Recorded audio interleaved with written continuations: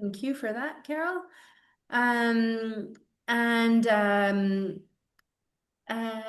yeah, so we're in the throes and in depths of preparing for the financing forum that's coming up in May. We finally have a high-level draft agenda, which we're excited to share with you, that I'm going to share with you shortly.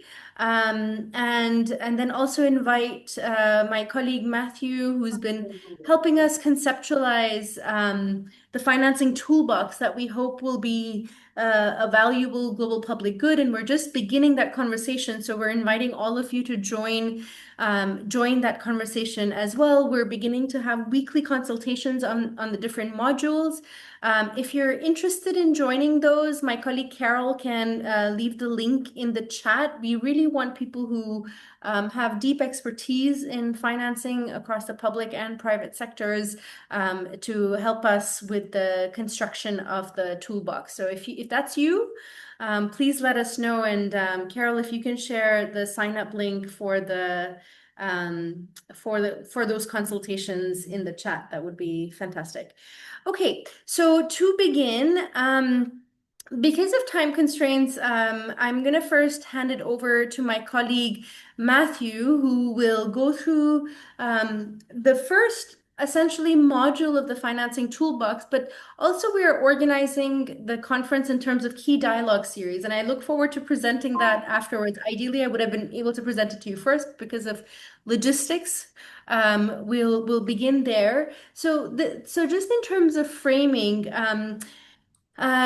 this forms the first dialogue of the conference around why are children losing in budget cycles, and to really unlock what are the financing bottlenecks. So it would be really great to have you engage from that perspective, to share in the chat financing bottlenecks in your own country context, the systems bottlenecks, and so on and so forth. So Matthew, let me hand over to you for a quick 15-minute presentation, and then to facilitate a dialogue on that. So over to you, Matthew. Okay, perfect. Thank you very much, Shekufe, and good day to everybody. So And Matthew, thank can you. you? Yeah, perfect. Yeah. Yep. Thank you to everyone for taking the time to join today, and then in advance for your participation in today's conversation. And as Shekufe had mentioned, actually, in terms of joining us on a bigger journey, the journey of developing the toolbox, which is essentially designed as a tool to assist everybody working within the sector from a financing perspective to try and generate better outcomes for the services that are being provided. So the focus of today's presentation, as Sheikh had mentioned, is specifically on the first dialogue, which will be part of the forum, which is why do young children lose in budget cycles? So we have a bit of a smaller lens which we've taken for today's presentation. So the presentation that I'll take you through, it's a little longer than 15 minutes, I think. I'll try and keep it reasonably short. I'll also give opportunities for some discussion during. But you'll see as well there's an activity to be done post presentation, and the engagements don't need to stop in this session. If what we present interests you, touches on areas of interest or expertise, there are technical working groups which are very much the more the merrier. Ultimately, the goal is to design something that's technically rigorous. So if you're coming from a technical perspective and can add inputs on that aspect, they're very welcome. And from a practical perspective, what we develop ultimately needs to work. It needs to be something that countries and teams can apply. So in that sense, if you've got guidance or insight into what works well in your country, regions, etc., that is all very useful guidance. So the conversations that today spurs, they can obviously all be ongoing, and there's multiple points of entry to bring your inputs. So what we're presenting today is essentially work in progress. I'm going to take you through the toolbox that we're currently developing. And as mentioned, it's something that is intended for you as the audience. So to hear feedback and guidance on it is always extremely useful. So I'll take you through what it is we're trying to develop, so everyone's got that picture traced. It is something we went through in the previous town hall, but we'll go through it again today. We'll look at the overview of financing blockages. So today's presentation brings the scope in. As I mentioned, we're talking specifically about why do budget systems not work for children often. And that then brings us to today's focus, which is specifically on financing blockages. And then we'll talk about an activity which is in the toolbox and some of the value that we can identify there. Um, and then also sort of how we see this application being run. And then lastly, we'll go through a town hall activity, which we as the group can all participate in and lend some initial kind of feedback and input to the model. So um, to just retrace the overall toolbox structure, let me bring up my pointer pen. The toolbox is structured into 8 modules. So essentially all of them work sequentially. And the point is to bring together a mixed team from government, from agencies, from interested and country stakeholders to essentially sit together to work through each of these modules to develop a comprehensive picture that is kind of multifaceted, not one-dimensional, and essentially takes on board not just a funding perspective, but a bigger financing picture. So module 1, which is the specific focus for today's presentation, is unblocking core challenges affecting ECD financing. So essentially that's a point of departure. As you embark on a journey to enhance your ECD financing, you firstly need to be able to identify and prioritize core blockages within the financing landscape and to understand how the toolbox can assist you with sort of carrying those through in terms of how is your landscape constrained and how do you start to work through and unlock those blockages. So that's where we stay today. In the subsequent town halls and in future engagements and at the working group level, we'll be working through the module sequentially. But then module 2 takes a value for money, adds value for money to the picture. And then here you identify value for money opportunities and highlight fixes within your PFM systems before seeking new funds. So essentially a virtuous cycle of achieving more with what you have. And then by doing that and achieving better results, ultimately also crowding in additional financing. Then I'm just going to quickly run through 3, 4, 5, and 6 together. Essentially, the point is to then identify what services are being provided in your country context, but to interpret those through a financing lens, which then allows you to make matches with instruments, with financing instruments and sources. And then off the back of that in module 7 to work through enabling conditions for those instruments and sources and to then work out, well, theoretically, our services were well aligned with these sets of instruments. But in the practical country context, certain of these are available, certain of them are not because certain conditions are not met. That'll then provide useful lists of services, financing instruments, and sources that can be added as part of financing mixes so that additional capital can be crowded into ECD financing for ECD services and also ECD services that are being financed or ideally financed through optimal mixes of instruments. So that is essentially how the toolbox comes together. So you can see today's angle is reasonably narrow just on module 1. So when we talk about blockages, the typical response when you ask people, what is it that's causing you blockages for ECD financing? What's holding you back? What's coming out from those engagements is that people are surfacing complexities to do with ECD financing. And that's exactly right. ECD financing is complex. It is multidimensional. So what does that mean? What are people surfacing when they think about financing blockages?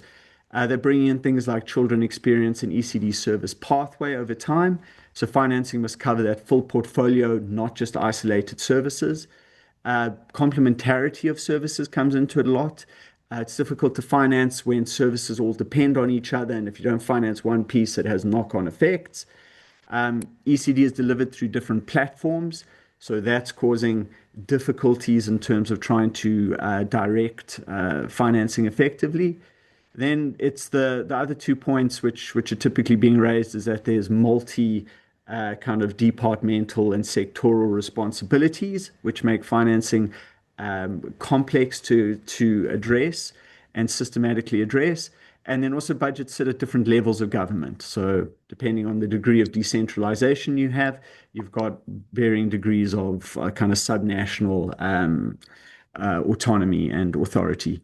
And then the last point that's been coming out is governments do not budget according to age groups.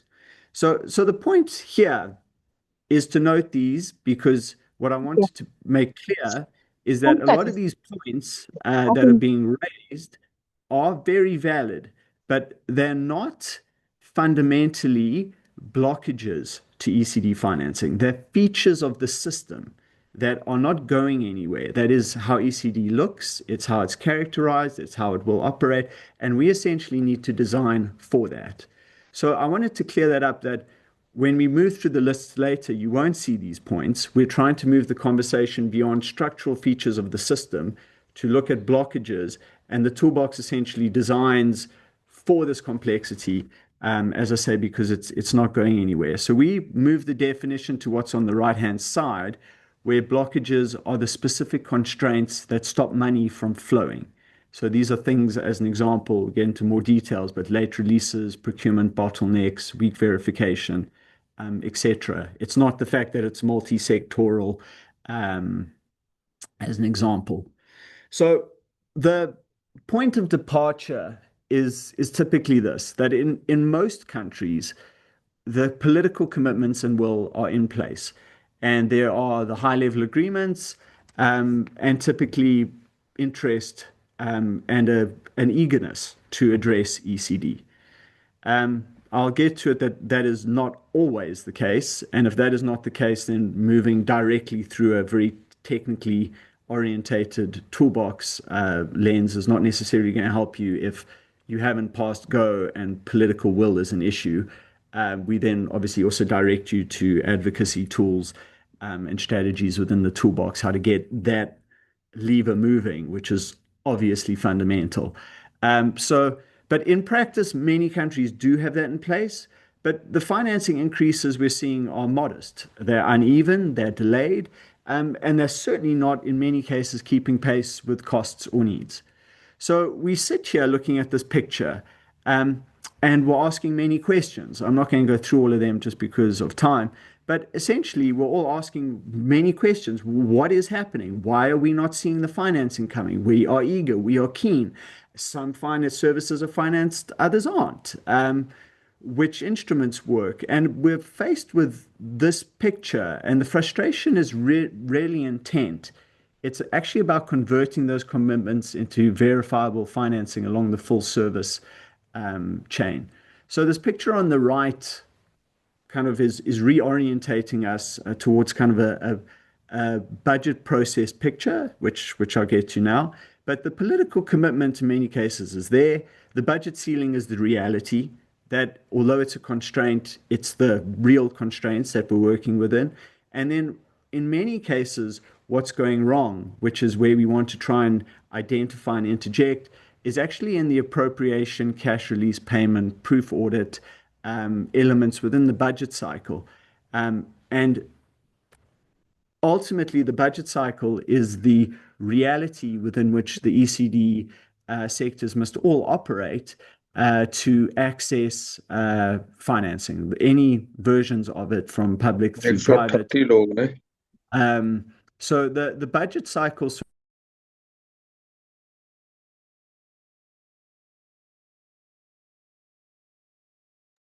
Matthew, we Matthew, you're lost muted. you. Yeah. Sorry, perfect. Am I back? Okay, so budgets essentially are the operating system for ECD financing. They set the fiscal envelope, they hard code budget classifications, they enforce execution controls, and they define the proof that's required. So ECD designs only scale essentially when, and this is simplified to some extent, but for practical purposes, when they meet the four gates that we've identified on the left-hand side of the screen. Gate one being the ceilings. So if you look at the early phases of the budget process, which we've mapped here in 7 phases, phase 1 and 2 being the fiscal strategy and envelope and the budget guidance and ceilings. Essentially, financing succeeds when ECD services become ceiling credible, i.e., they fit the envelope or the ceiling that's been set by the Ministry of Finance. We'll get into more details in terms of how we kind of build these out. This is just at a high level to provide some scoping and orientation within the process. Then gate 2 is appropriation. So financing succeeds when ECD services become appropriation legible. So essentially, they can be written into the budget structure and funds can be allocated towards them. Then gate 3 is execution. Financing succeeds when ECD services become execution feasible. So that's not just getting money. Now it's actually about spending it.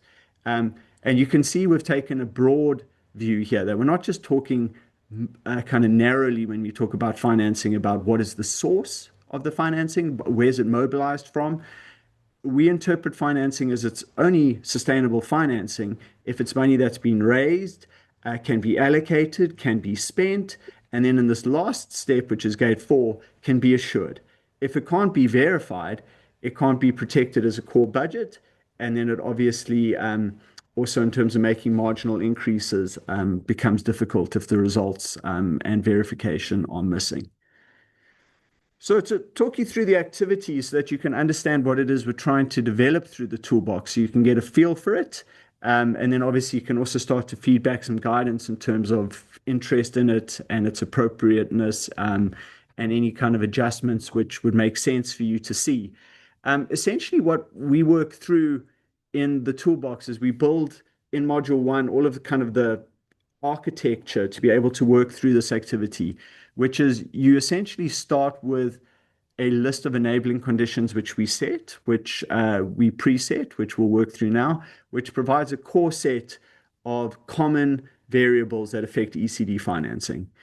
Country teams discuss what these conditions look like in their country, they agree a shared view, and then they essentially score the severity of that enabling condition or vice versa, a blockage. Is our system well functioning in that specific domain?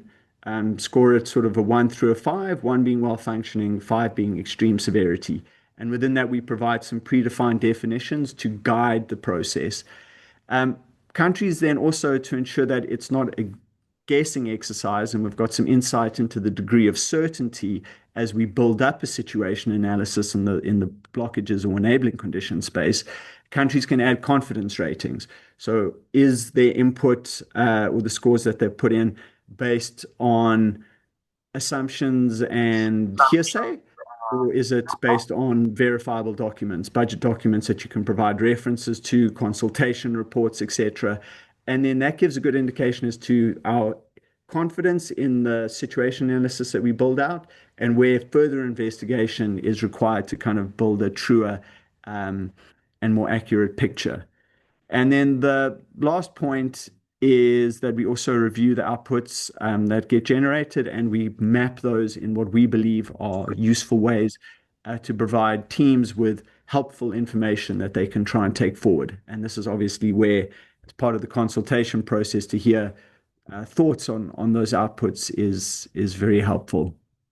So what are the core conditions that we have included in the toolbox as the base enabling conditions for ECD financing?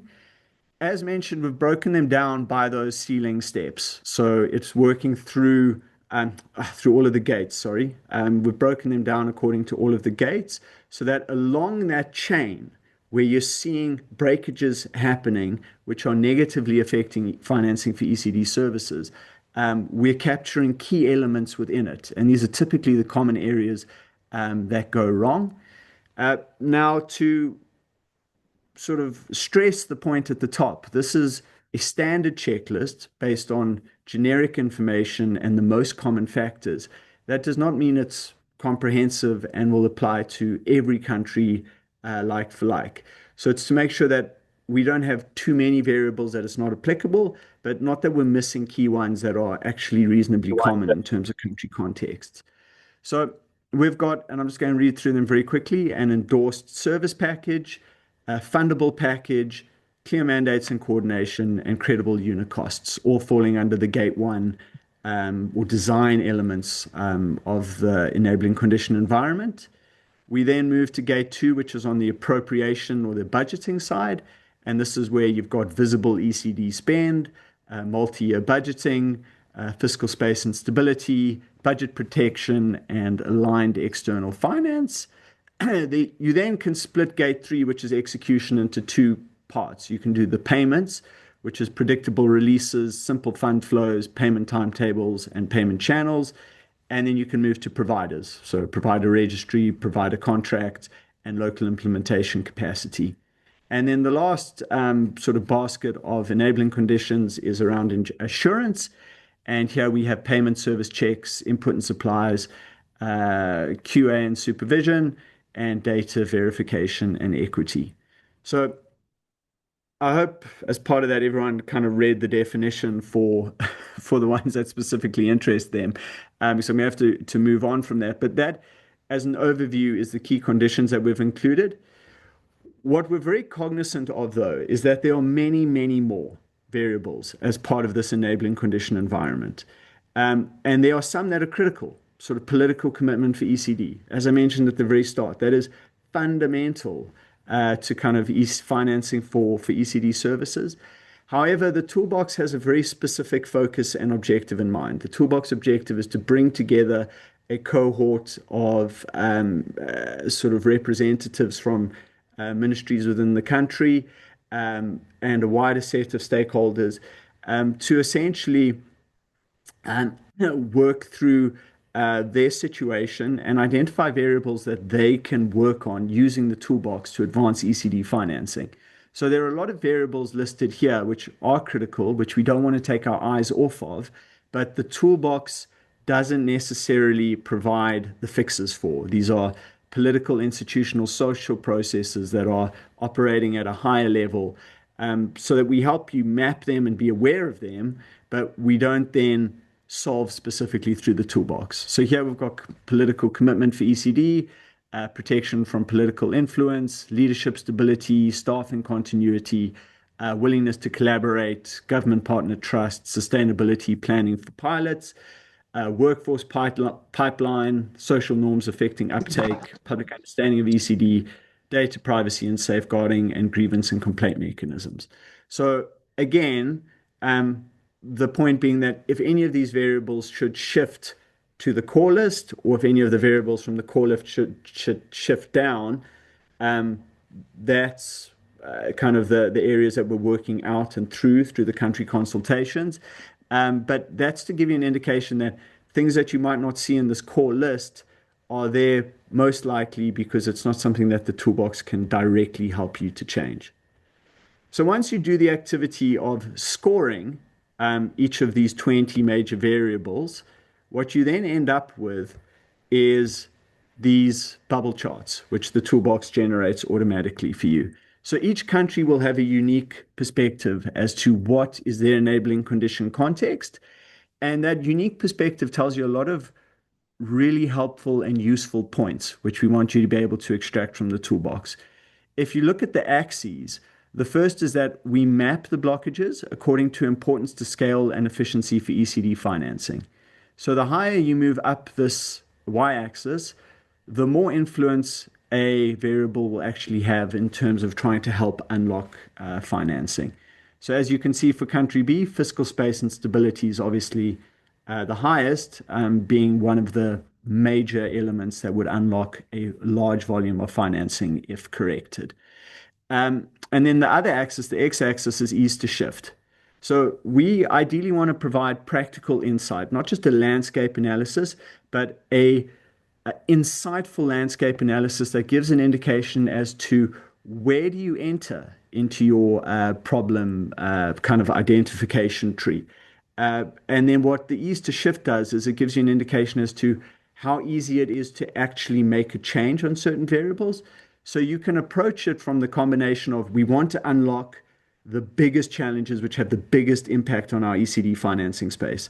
At the same time as you want to do that in a sequence that you are jumping in at the blockages that are the easiest to actually influence, so that you don't spend all of your time on a blockage that's structural, most of it's out of your control, and it's going to take years to address.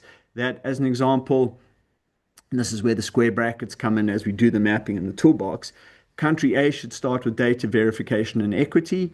So within their context, they had rated it as a big problem. It's a level 5 big severity in terms of actually causing financing blockages, but it's not impossible to shift, and it's relatively short in terms of the time frame to put those systems in place. You're talking a series of years, not multiple years, to engage. So that's the entry point for country A in terms of how they mapped it and where the logical entry points in, and then payment timetables number 2 as an example. But country B has a different picture. Country B begins, so I just need to move the screen. Country B begins with credible unit costs and then moves to payment timetable as well. And so it's actually intentional and well-informed practical guidance in terms of what does your landscape look like and where do you start jumping into that landscape. So I think that's the biggest outcome that we're trying to achieve from the mapping, is that you don't just get a mapping that's thematically orientated. You get a mapping that's practically orientated and gives you magnitudes, confidences, and entry points. So that is the overview of module one, sorry, in the toolbox, with an insight into some of the outputs that we generate. And then I will stop there. I don't know if there's time, so I'll hand it back to Shekufe if there is time for any engagement or burning questions.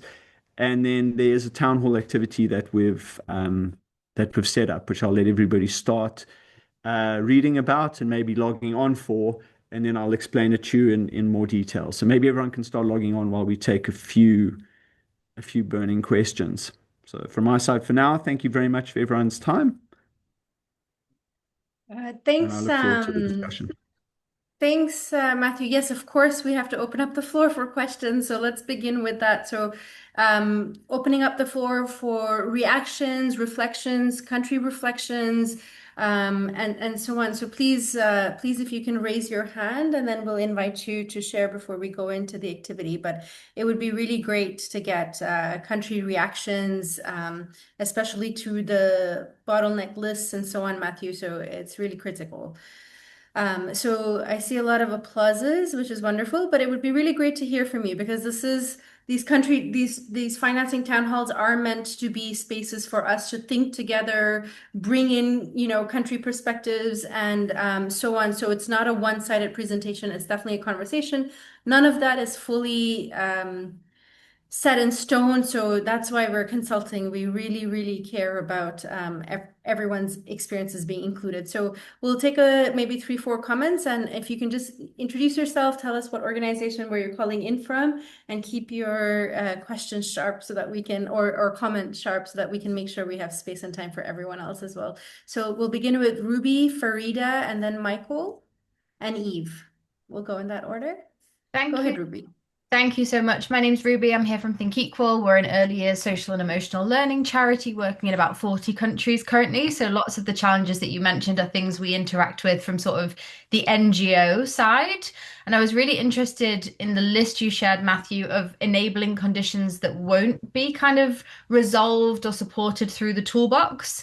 And those ones that you listed that are not going to be necessarily included in the toolbox are the ones that we find can be the most disruptive to the implementation of early years social and emotional learning, or can be the biggest roadblocks in our way as we try and implement at country level and through the system. I just wondered whether they're not included because there's more work coming on those enabling conditions, or whether maybe work has already been done on those, or whether there's any appetite from other organizations to look a little bit deeper into those conditions, and whether there is any mitigation that we could do together for those bigger picture enabling conditions, which do tend to be very informative of how a project plays out, at least in our work.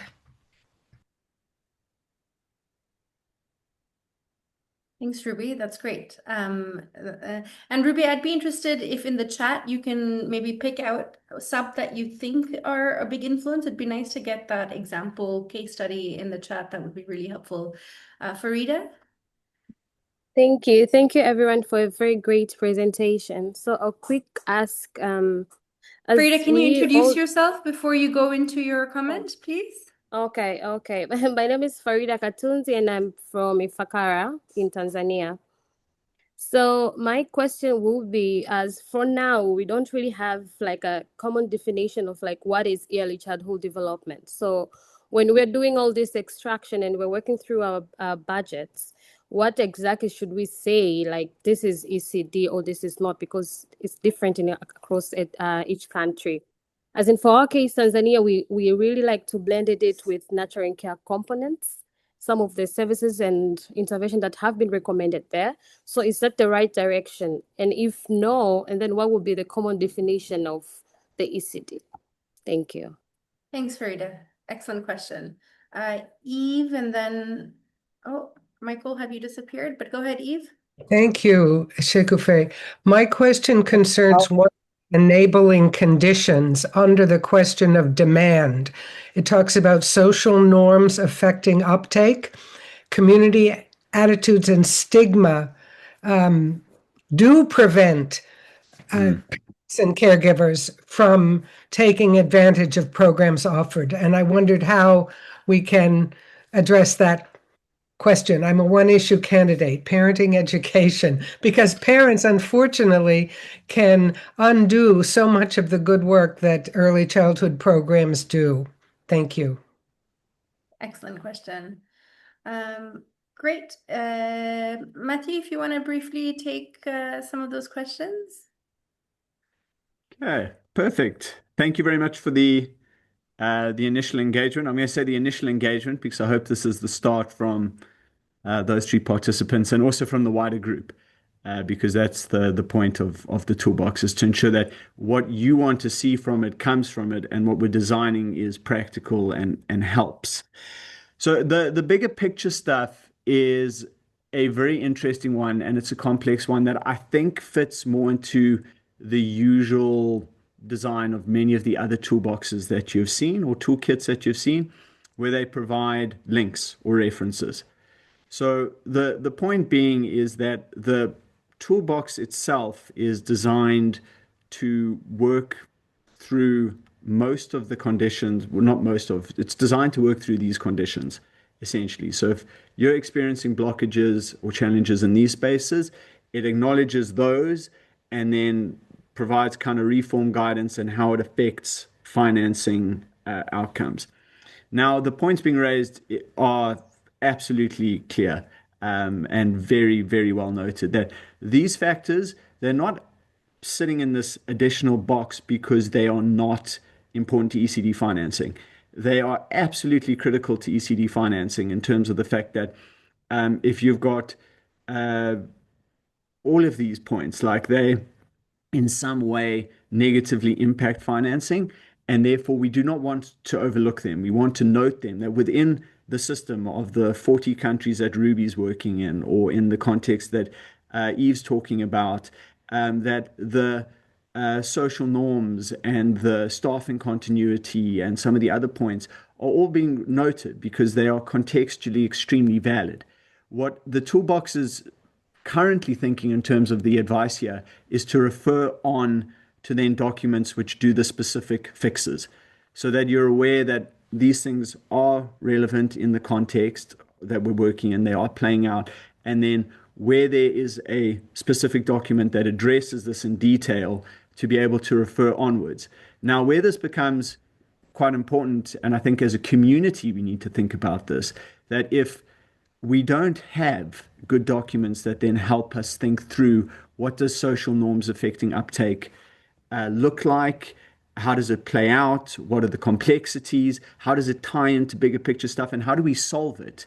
If there isn't that general guidance document like there is for a lot of the public finance stuff, like an IMF document on public expenditure reviews, as an example, if there isn't that guidance, we need to be flagging it and as a community addressing it. So the toolbox, all guidance where you think there is a core reference for something. I know, as an example, a lot of organizations are working in some of these spaces. Specifically, if you're working in a space and you think you have a document that would really help and provide insight here, we then want to have that as a reference to refer on, that then as people work through the toolbox and put together these variables, that then they know what to do next. The toolbox can help you with some of them, can't help you with all, but if you have identified it as a problem, we can link it to financing. You then can move on to at least what's the next best reference. So that's the ask. And I think sort of the continued engagement that as a community we'll all keep to ensure that it's comprehensive and referring onto the most valuable resources. And then to Farida's point, essentially, yes. So, I mean, what you would then do in that country context is you would note we don't have an endorsed service package. It's inconsistent in terms of its application across departments, or maybe the national level targets are different to some of the departmental or sector targets, or maybe at a subnational level, everyone's kind of aiming for different things or different combinations of packages. What that then does is it has a specific financing implication. So each of these services, once you score them 1 through 5, depending on if you have it and the degree to which you have it, it has a financing implication. So you're aware that you've got the problem. The toolbox is not going to obviously fix it for you, because that's a process that you'd go through to actually kind of a political process that would run and be guided again. Will provide guidance to kind of best case documents here. But whilst it's in place and until you're solving it, you're working within a constrained financing environment. And it becomes difficult to finance services when you have that inconsistency. So what does that mean? And then how do you operate in that environment from as an efficient place as possible? Now, knowing that it's a big blockage, we score it 5 out of 5. It's a really big issue. We need to get on that ASAP, but until it's fixed, this is our world. That's what the toolbox tries to sort of practically guide you through. That so you know where your problems are, gives you guidance as to where to look to try fix them, and whilst they're in play, what does it mean for financing? Those are my responses. All right, Matthew, we have 15 minutes left for this section of the meeting. Yeah. Okay, perfect. So I think let me quickly talk us through the activities so everyone can log on and actually start filling it in. What we would like you to please do as the activity for this town hall is we want to please get your feedback to help check which of those blockages which we've listed have the biggest impact in the contexts that you're aware of. So in the countries where you're practicing or familiar with, which have the biggest impact and which are the hardest to shift. So that'll help guide maybe adjustments that we have along the axes distributions in terms of the impact for financing and also in terms of the ease to shift of specific variables. So if you can please go on to Mentimeter, menti.com, and enter the code 78242459. And I've put it in the chat, Matthew, so people can just copy and paste and click on it as well. So just to make it easier. Brilliant. Thank you. And then you'll go through a series of questions. The first would be to just choose your role so we know where your inputs are coming from in terms of what's your relation to financing for ECD services. Then step 3 is if you could please work through that blockages list and list your top 5 in terms of the ones that are having the biggest impact in terms of stopping money. This is all based on your perception. So if you're not 100% sure, go with your best guess. Then the next one will be to move to this question, the second question, step 4, which are the hardest blockages to shift? So obviously that'll be to a large extent informed by which blockages you have actually engaged with. But to get your understanding from the ones you have engaged with, which are the most difficult to actually move, which take the longest, and which take the most effort in terms of manpower, resource power, and also finance to actually move them. And then we'll move to a series of head-to-head comparisons where we'll put 2 blockages next to each other. And if you can rank the 2 as to like which is a bigger blockage, that also helps us to kind of get the distribution a little more closely mapped. So that is the activity, and thank you in advance for everybody's inputs on that space. So Matthew, do you want to screen share the Mentimeter as people are responding so we can see the types of responses that emerge? Perfect. I will bring that up. And in the meanwhile, it would be great to hear from colleagues, both in the chat or if you want to raise your hand to share a little bit more about your country context, your examples, your reaction to the financing system blockages, and just overall reflections further here. Yeah. Oh, Matthew, people are getting the message on menti.com that please wait for the presenter to change slides. So I think you have to manage those sections. Yeah, everyone's getting that challenge in the chat. Okay. Hang on. I am busy So while debugging. we're doing that, I'm wondering, are there colleagues we really want to hear? We have 150 people nearly on the call. We have them from all over, from Kyrgyzstan, from everywhere in the world. So it would be really nice to hear some reflections about financing blockages that you experience in your countries, anything that's resonated or it's missing entirely. It would be really great to hear some country voices as well. So the floor is open, colleagues, if you want to raise your hand, and we would really like to hear from you. So please, yes, Mercedes, please go ahead. If you can just introduce yourself as well, organization and location, that's great. Oh, you're on mute. Sorry. Good morning. I am Mercedes Mayor Lazal. I am a member of OMEP, past president of OMEP. I have been the president for 6 years, and I have been working a lot in this advocacy work for financing the early years. I share with Shekufe the drafting group for the Tashkent Declaration, and it was an amazing experience. Well, the first, a brief procedural note. If we truly want this conversation to be inclusive, we should consider some simultaneous interpretation, as I am a Spanish speaker, and it is difficult to fully follow and engage otherwise. I need to read the proposal more carefully, but at this first glance, it struck me as a primary focus in improving budget processes on execution, verification, and technical efficiency. And this is, of course, important, and I value this effort. However, I believe that we need to situate this discussion within a broader global debates that we have been holding in these years. For example, since the Transforming Education Summit and the Tashkent Declaration, we discuss a lot about financing. You remember, Shekufe. So there has been I have been working a lot with CLADE in Latin America, and we have some studies and actions connected with financing education, also with the Global Campaign for Education. And this year we will repeat the campaign, the Action Week about financing. And we have voices, very important voices, as David Archer from Action Aid, that remind us that the 97% of education financing is domestic, and we have challenges in the domestic issue. This means that the real constraints are not only technical.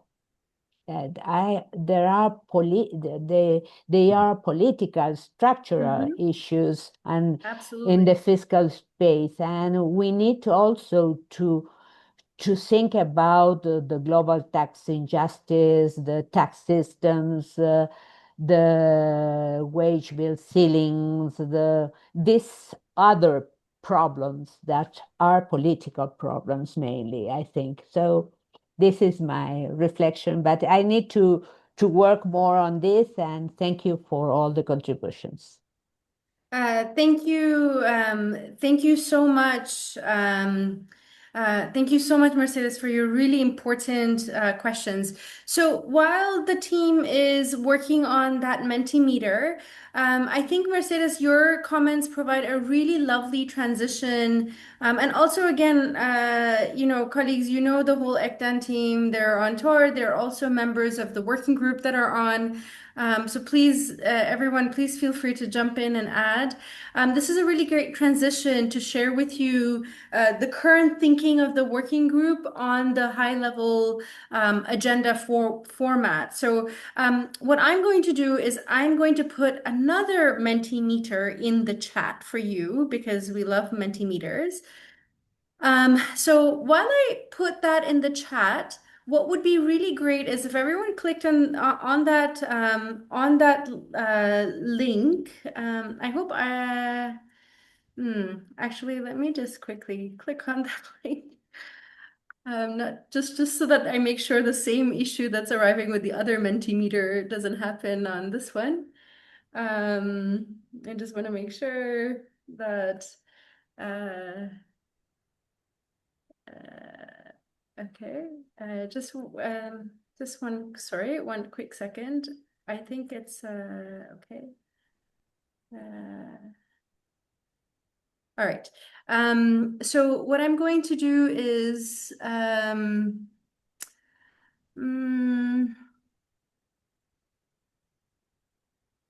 okay, you know what? Sorry, these are little tricky new features of Mentimeters that we are, I think, just confronting for the first time completely randomly. So just apologies. Okay.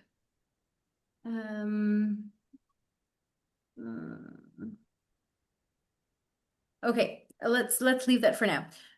But what I want you to think about as I present the dialogues, and you know what, I'm going to put the Mentimeter in the link in the chat anyways, and then you can click on it, and once we start getting responses, I can start inputting into it. So as I share with you the high level agenda, we would really like for you to think about like what your inputs and reactions are, but also to help us build the content of the forum, to really share whether you think these are the right way, the themes that are covered, if they are, what country examples, which speakers, which organizations should really be invited to have this. So I'm excited to share with you the high level agenda, which can you see my screen, colleagues? Can someone from my team tell me if you can see my screen? Yes, we can see your screen now. Okay, thank you. All right.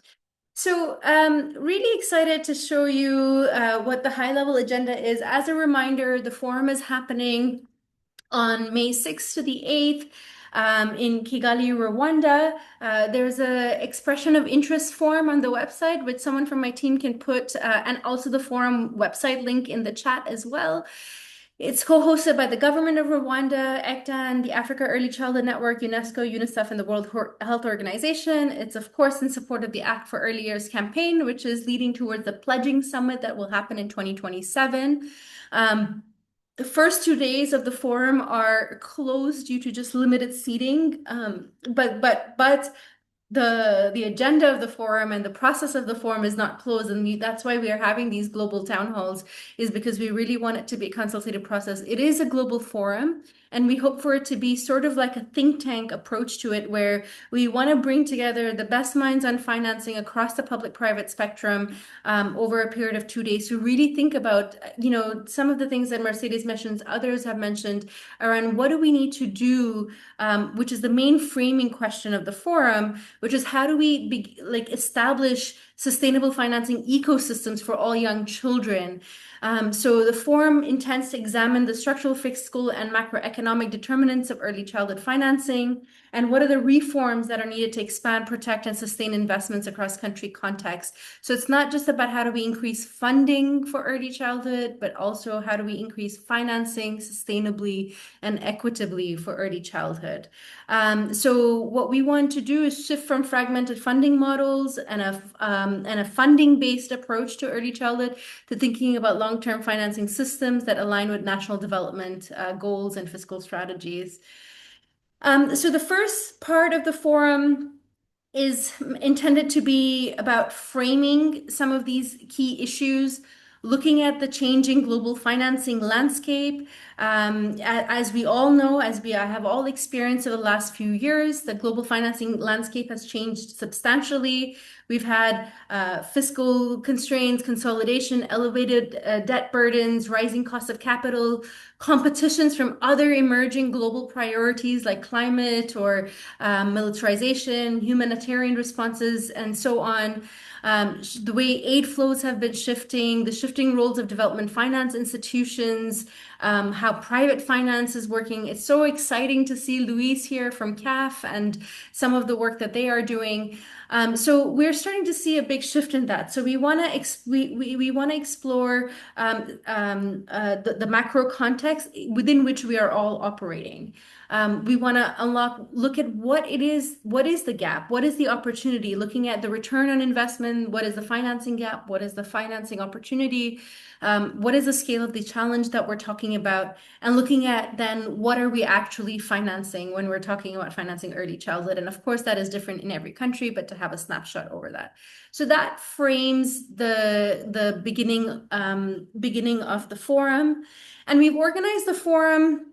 The working group, the Global Technical Financing Working Group, has organized a forum across some key dialogue streams that we hope to have, that then from there can emerge recommendations that we take forward to the pledging summit. Whether there are principles of sustainable financing for early childhood. And this is where I think we are very keen for your inputs as well. I think this is a consultative process. So the first dialogue is looking at why do young children lose in budget cycles and budget processes, from political commitment to sustainable public financing. And this is sort of what Matthew was touching on in that dialogue one, is to actually understand that public financing landscape and seeing where are those bottlenecks and why are young children consistently losing out in those cycles. And this is where we would really like to have government voices. And this is, if you can just take a moment, I think the Mentimeter is around the first dialogue right now, and then afterwards I'll have to change it. But in that first dialogue, we want your recommendations of what are the specific reasons that you think, and actually, please, if you can actually, you know what, forget the Mentimeter, if you can just input into the chat so we are all having a shared conversation, and then we will collate that. So in the chat, if you can share with us, from your perspective, what are countries that you know of that are really tackling some of these? What are some interesting bottlenecks that you know of in countries that have overcome, that would be great to spotlight and feature? We have a lot of Latin American countries that have been brought up, from Ecuador to Colombia to Chile, with very specific reasons. Same with interesting reforms that have happened in Rwanda and South Africa and other places. So please take a moment in the chat to share with us around this particular dialogue. Why your response to the dialogue, why are they losing in budget cycles, and then some examples of countries. So in this first dialogue, we center on why early childhood expenditure is recurrently underfunded. Even when governments recognize the importance of the early years, financing often remains fragmented, under-executed, or diluted as it moves through real budget processes, because the financing chain has many blockages. The dialogue focuses on the structural features of public finance management systems and the political economy and institutional realities that determine whether resources for young children are mobilized, allocated, protected, and executed. So the objective is to identify the specific breakpoints where commitments fail to translate into expenditure and quality service delivery. So please, if everyone can take a minute to reflect on this first dialogue and give us your inputs on that, that would be most valuable. I will continue. The second dialogue is we continue to center on the public system as our backbone of the forum. The second dialogue is looking at sustainable public finance for young children. What are the core reform levers? So this is where we want to look at the specific actionable fiscal and policy reforms that governments can deploy to strengthen and expand public financing for young children. So under this particular dialogue, we actually have three tracks. So I'm going to just scroll up so you can see the three tracks at once. The first one is on strengthening domestic finance. So how do we improve value for money and protect fiscal space for young children? So we're hoping to have these tracks sort of break out and actually have examples of where this has been done in practice and what are the principles, what can we learn around this. So this is again another place where we would love to have your feedback in the chat. What countries or examples do you know where the value for money work has been done really interestingly and really well, and there's a lot of insights to share. So please share that with us in the chat. The second one is on expanding the financing envelope. So how can we actually responsibly deepen and diversify public financing sources? So this one is about how do we access beyond the usual things that we do in terms of public funding? How do we access other financing instruments in the public space? Whether it's budgets from other sectors, earmark revenues, conditional revenues, looking at what are some opportunities that are there for us to access further domestic resources. And the third one is on the equity and protection lens. So how do we ensure financing expands quality access equitably and reduces household burdens? So this track focuses on, of course, all the safeguards that we need to collectively ensure that financing expansion strengthens inclusion and quality, looking at the issues of data, looking at the issues of out-of-pocket expenditure, and so on. So I'll take a pause there just so that you can internalize the second dialogue, which is on sustainable public finance for young children, and looking at the three tracks. One is on improving value for money. The second is on expanding the financing envelope, and the third is on equity and protection. So again, the ask now in the chat is on this dialogue to have your reflections on it. And also, what countries or what examples do you know that should be surfaced, highlighted, engaged at the forum across these three tracks? And then we go to the second day, and on the third dialogue, because we know that public fiscal spaces are quite constrained, and the importance of looking at expanding the continuum of capital for scaling financing for young children. So how do we begin to think about that? So this is what the dialogue on the third day looks like. This is where we invite these additional actors from the private sector, from the impact financing space, from, with these catalytic capitals, the changing roles of philanthropy, the changing roles of DFIs and others to bring the early childhood community into those dialogues that are already happening across sectors. Already we're starting to see the shifts in the way capital is working for the social sector. So this dialogue shifts the focus from the financing gaps to actually looking at how do we extend early childhood financing. How do we have the continuum of capital from public budgets, concessional finance, guarantees, catalytic capital, and private investment to support services for young children as investable social infrastructure? So bringing together the systems level perspectives from development finance institutions, investors, and catalytic actors to clarify what different forms of capital can and cannot do, and what partnership conditions and government readiness are required for responsible engagement. We try to demystify. It's a lot of learning in this section about the core building blocks of structured finance, including guarantees, first loss capital, technical assistance windows, risk mitigation tools, blended finance models, outcome-based instruments, highlighting where they are most appropriate within the portfolio of services for young children, and what are the governance safeguards necessary to ensure that capital expansion actually is in service of public systems. So the first track is on the readiness and country criteria, and this is readiness both on the side of the private sector, but also on the side of the implementers. So where does innovative financing actually fit, and where does it not? We also know that not every type of early childhood service is investable and not every context is ready for this type of finance. So this is a track that focuses on that readiness. What is required to put into place? The second track is on measurements, results, verification, and accountability. So how are we ensuring the accountability, transparency, results, and trust in these financing deals?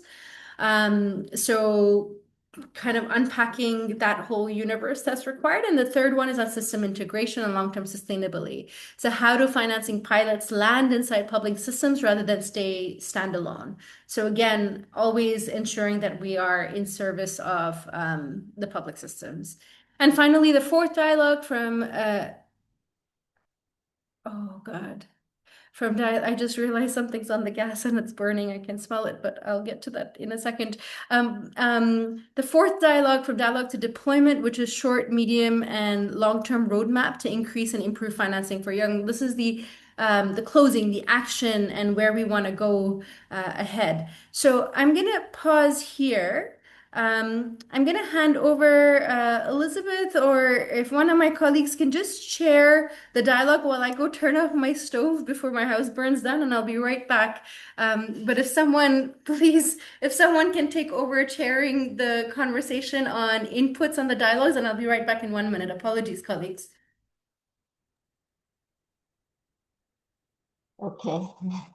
Sorry about that. I'll just step in for a minute for her.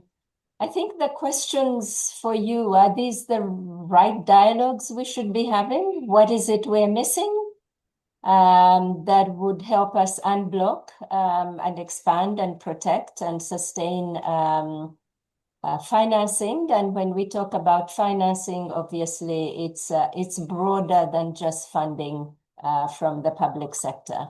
It includes, that's why we're talking about capital continuum. It's all the other sources, including loans and other mechanisms, private sector, capital impact investments, and so on. But Shekufe is back. I'm handing back to you. Guys, I don't know if this is COVID brain or what, but I forgot that I'd already turned off the stove and it's actually somebody from the outside. So thank you for your kind support. But really great. Yeah. So I want to put back the dialogues. Thank you, Elizabeth, so much for stepping in. But in the last 15 minutes or so, we really want your feedback on these dialogues. And I think one major question is, are we covering all the major issues and the right issues relating to financing for early childhood? So if you have feedback on that, please do share. If someone can kick us off on that. And then Luis, I don't mean to put you on the spot, but it's so nice to see you there. And I'm curious also for you to share a little bit about CAF and what you guys are doing, but also a reaction to the agenda as well. But I just want to open the floor for reactions to the dialogues, the way they've been structured in the financing forum. Are these the right dialogues? Are they covering the right issues? What's missing if not? So colleagues, please don't be shy and let's have a conversation. Anybody raising their hands? If not, I'm going to turn it over to I will step Yes, in. Luis, Yes. kick us off. Thank Yeah. you. Don't worry. No, thank you, everyone. I'm really glad to be here. And well, I'm part of the CAF, the Latin America Development Bank. It's really interesting to be here because we have facing these challenges for a while. We have a huge portfolio on different projects that we help national governments, specifically in education and health around early childhood. But we have faced a lot of challenges in the way that governments stop spending, stop asking for those kind of projects, or a lot of just small projects like technical assistant projects that then run out. They never scale up. So we figure out that we have to do something around that. because we know that ECD is the best investment that Latin America can do. It is the best one that will have the best margin and profits. The best, if you think in the economic way, is the best, and also in the human way. So, what we try to do is to create this. Yeah, create this environment for our partners, mainly the ministers of finance of the Latin American countries, so they cannot refuse to invest in early childhood. Principally, what we're doing is that we are handing them the best financial conditions on our side, on our loans, better term, for example, not only in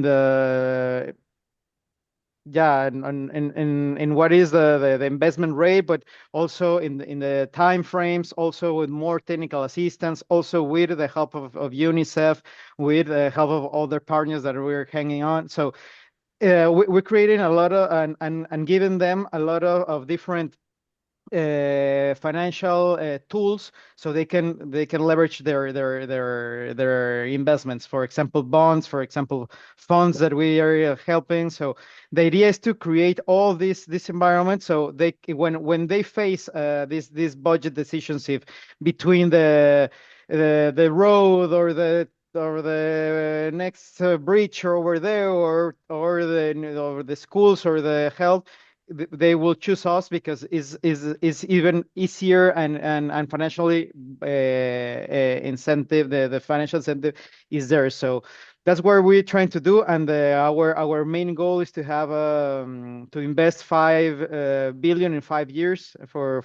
early childhood, and benefit around 5 million children around Latin America and the Caribbean. So we're trying to make the mark. That's our and we will need all of you to first for technical assistance, of course, and also to know how other countries and other areas in the world, the regions are hanging out. And this project, this initiative is having the repercussion. And in the next spring meetings in Washington, we will be hanging some meetings with other regional banks, the Asian Bank, the African, the Islamic Bank, that they want to reproduce this initiative. So the idea is that is not only for Latin America. It could be mainly. We hope that with alliance with UNICEF, we can create a worldwide movement. So we're glad to hear. So we will be happy to participate in the dialogues. I think all those questions that why the budget isn't getting there is we have to make first that ECD salient for the political agenda. That's the whole thing, because we know that children doesn't vote. Parents are hard to evaluate ECD because they didn't have it themselves, so they didn't know the benefits of them. So we have to create and to push forward and to make a lot of advocacy, so that to make the ECD a salient topic in politics, that it hasn't been in a lot of countries. So I think I spoken a lot, but thank you everyone, and I No, will be perfect. just glad to hear about all your regions and all your experiences. Thank you. Yeah. Thank you so much, Luis. That was fantastic. I'm so happy to have you here and have that voice. I think this is exactly what the forum is trying to nurture. But colleagues, again, opening it up again, a reaction to the dialogues, a reaction to the themes that are being covered. What's your feedback? Are these the right themes for the forum? If it is, like, maybe give reactions. If it isn't, maybe there are additional themes. I'm seeing some messages in the chat of country examples. If somebody wants to raise their hand and share with us, very specific things. I see examples about Ghana and Nigeria. I see examples about Liberia, Ethiopia, Tanzania in the chat. Matthew, I don't know if you're online, but Ramila has a good question for you as well. And, so it would be really great to hear from you. I see about Mongolia, Chile, Kenya, Morocco. So if we can just hear colleagues hear from you, as this is a town hall. So the floor is open, colleagues. And I'm known to be very comfortable with the awkward silence. So please, please let's hear from you.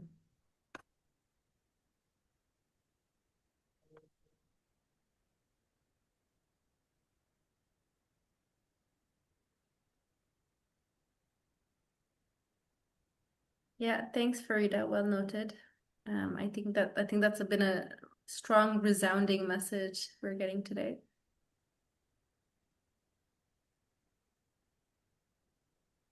Anybody? Anybody's gonna raise their hand on early childhood financing? I will put up the dialogues again so that we see it because I realize I tend to speak fast.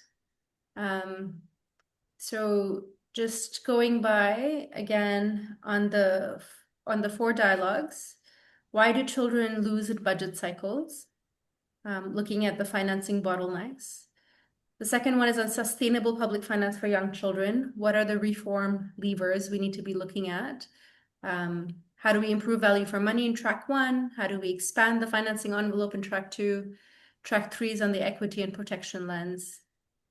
And then we go to the third dialogue, the continuum of capital, where actors like Luis and others come in, and looking at what we need to do to get ready for, these types of partnerships. Richard, fantastic. Please go ahead. Richard, introduce yourself. Tell us where you're calling from, and yeah, please go ahead. Thank you very much. So my name is Richard, speaking from Ghana. So I'm the country representative for Chance for Childhood, Ghana. So just to comment on, why children are represented in the education budget. So if you come to Ghana, I think when it comes to ECE, now there is increasing awareness about it. The government is prioritizing it. So there has been a number of strong policies that are backing ECE. So in 2019, the government developed the competence based curriculum, which is underpinned by play-based methodology that we are now using or implementing in the country. But of course, finance is a big issue. And for me, these are some of the major factors that are affecting, adequate EC financing. Maybe one can be about low political visibility, right? EC benefits are long term, maybe 10, 20 years. But, in many countries, politicians often prioritize sectors with immediate visible results. So free senior high school, for instance, it will benefit children who can vote. ECE, those early learners cannot vote. So then, in terms of priorities, the government would like to invest more in senior high school. And then in terms of public pressure, parents of older students are more vocal and politically organized than families with 4 to 5 years, 5-year-olds. So that is also affecting the financing for ECE. And maybe the other factor I can talk about, in many African countries, is the development partners, i.e. UNICEF, UNESCO, World Bank, Global Partnership for Education, that often support ECE pilots. And because of this, government may be low in maybe responding to or they may be low in committing adequate funding to ECE because they know that these development partners are there to, provide support. So for me, these are some of the main reasons I see why ECE is not adequately being funded in Ghana and maybe other parts of the country. Thank you. Thanks so much. Thank you so much for those comments. Really helpful. Eleanor?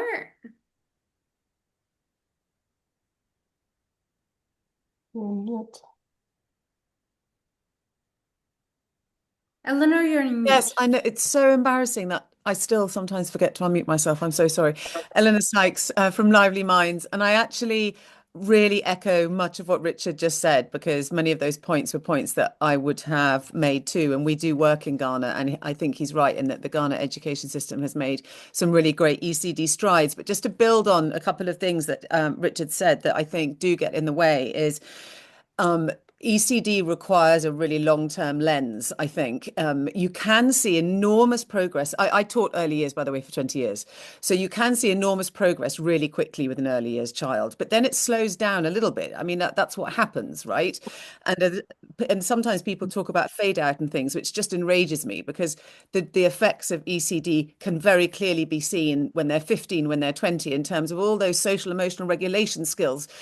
All those things that sometimes, quite honestly, I think world leaders didn't get to play enough when they were children, because I can't see them putting them into practice enough as adults. That's the kind of thing you learn as a child. So you really need to be thinking long term. And that takes a huge financial commitment. And when you've got, like Richard just said, parents and policymakers who want to see results here and now. They want to be able to say our results from our 16-year-olds were the best they've ever been. They want to say the results from the 14-year-olds, whatever. They can find it hard to make that trade-off. So that message, I think, around ECD really being foundational still gets lost. And what I would actually like to throw into the mix as well is that the foundational literacy and numeracy narrative, the FLN narrative, if you like, which is very powerful in our sector at the moment, and obviously is really important. We want generations of children who can read and write and who are numerate. But that is focusing very much from a funder perspective, and funders who are leading the way and influencing policymakers. It's starting at primary, not with pre-primary, not with parents. Lively Minds work with parents, for example, as you know. But that is the government in Ghana, the Ghana Education Service now has ownership of the Lively Minds parenting program. So it is possible to get a government to take it on and deliver a parenting program through their existing systems. But the FLN narrative is really strong right now. And I personally feel that ECD has, all of us here have two really big things. Number one is to get ECD seen as part of that FLN narrative. Let's focus on that word foundation. If you don't get the foundations right, how are you fixing anything? All you're doing is setting children up to have to succeed through an intervention. FLN is an intervention. We don't want to be laying everything on an intervention. We want to be fixing the system, which starts with the small children. And then the other thing I've completely forgotten, you'll be glad to see, because I won't carry on speaking, but that was my, I'm really annoyed with myself now that I've forgotten my other point, but tackling that FLN narrative, I think, is something really fundamental. And with that, I think, comes making sure that policymakers truly understand what ECD means and how it shapes everything. If you don't get it right, children are playing catch up from when they start school at 6. Thank you. Thanks so much, Eleanor. Ruby? I couldn't agree with you more, Eleanor. I was reacting at almost everything you said in the chat because you're speaking our language. It comes back to all the same things. Stressed children don't learn. For us, it's the social and emotional learning angle. For others, it'll be other angles around nutrition, but completely agree. Without the prevention, without the foundations, it's very difficult to build a stable home. And we all know that when it comes to applying it to architecture, but we seem to skip it when it comes to children and the lives that they're trying to build. Something I wonder whether could be reflected in the agenda or the proposed topics to be discussed is around kind of collaboration between departments. Something we've seen in our work is that we've occasionally, rarely, but very successfully been funded through like a multi-faceted lens. For example, funded through the police and the health service and the education angle, that when it comes to early years prevention, especially social and emotional learning, the outcomes impact the entire society. They're relevant to basically every single department, every single part of the ministry. they have benefits from those early interventions. So whether there's anything that could be built in more around collaborative approaches, collaborative understandings of outcomes. If we're talking about prevention and we're talking about long-term investment, let's not just ask the education ministry to do that. Let's not just ask them to make that call and sacrifice the immediate benefits of building however many schools versus investing in long-term ECD. Let's bring other ministries into that conversation because they are benefiting just as much as education is. If anything, they're benefiting more. It's the labour market, it's the health service, it's the police that benefit from these investments early on. I think it would be useful to see that reflected somewhere in the Thanks, discussion. Ruby. Yeah, I think that fits perfectly in track two, in dialogue two, around how do we expand the fiscal space. And that's exactly one of the types of strategies that can be there. So if you have specific examples, again, colleagues, the ask here is if there are specific examples that can contribute to the dialogues and tracks, and we'll share this draft high-level agenda with everyone. We really need to be able to populate, like, you know, those specific things that we can expand on. So that's the ask here. I know that Think Equal, we'd be very happy to talk to our experiences in those areas if that's useful. Super. Thanks, Ruby. Looking forward to getting your inputs on there. There was someone else who had their hand up and they left, but can I invite and really well noted, Mercedes, on the translation point. Really well noted. I just want to acknowledge that we recognize that. Thank you for that. Laura from Colombia, do you want to share? You had some interesting comments that you have in the chat, but Adoma, go ahead. Yes, thank you so much. So one thing that I have realized is that Adoma, many please countries... introduce yourself. Tell us where you're calling Sorry. Yeah, no problem. Sorry, I'm a pediatrician working at Hope Exchange Medical Center in Ghana. So I just want to bring things from the health point of view to ECD. So many people are still plagued, many places are still plagued by infectious diseases, prematurity. We see children dying from these things. So people are always thinking in terms of mortality. How do we get these ones to survive? So sometimes it's a bit difficult for them to shift their mentality from just survival towards thriving. So one of the things that for me, I am really looking out for is how to be able to build those advocacy skills to convert the science of ECD to the language that the politicians, leaders, and the money people understand. And to be able to link ECD to the hot health issues like mental health, non-communicable diseases. If we make the arguments these ways, maybe we'll be able to get the leverage that we need to make the financing possible. Thank you. Thanks, Adoma. Those are such important interventions. Thank you so much. And Ariana, thank you for putting in the Too Little Too Late. I think that's a great resource in the chat. We actually have the authors of them sitting on the technical working group, contributing to the shaping of the agenda. So really great. Laura? Laura? Hi, everyone. Hi. Well, I'm Laura from Colombia. So I was thinking, and I may suggest two areas that could further strengthen the agenda, especially from perspective of countries facing fiscal constraints or problems. First, a more like explicit focus on protecting early childhood financing in context of austerity or debt distress, because many countries are operating under fiscal consolidation and high debt service or IMF programs where early childhood spending is particularly vulnerable. So like Colombia. So maybe a dedicated discussion on how to safeguard and prioritize ACD under constrained fiscal spaces could be good.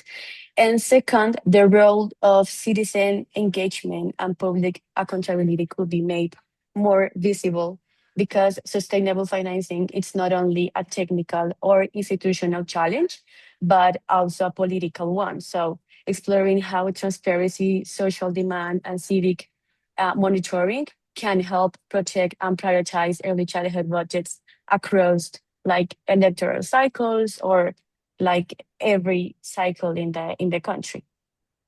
Thank you.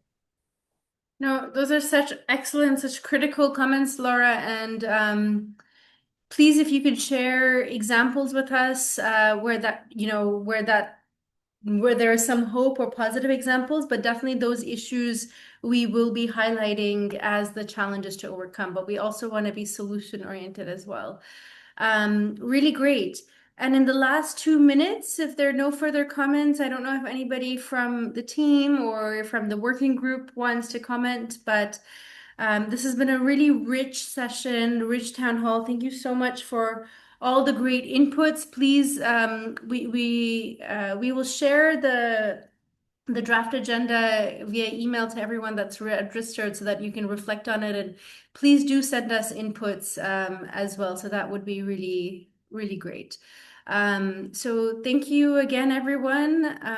Really great to have such a rich town hall on financing for early childhood, and see you again next month, where we hope to go into each of these dialogues together virtually as well in the lead up to the forum. So with deep gratitude to everyone here and to the ECDAN team and to all the ECDAN partners and the working group members who've helped us get here.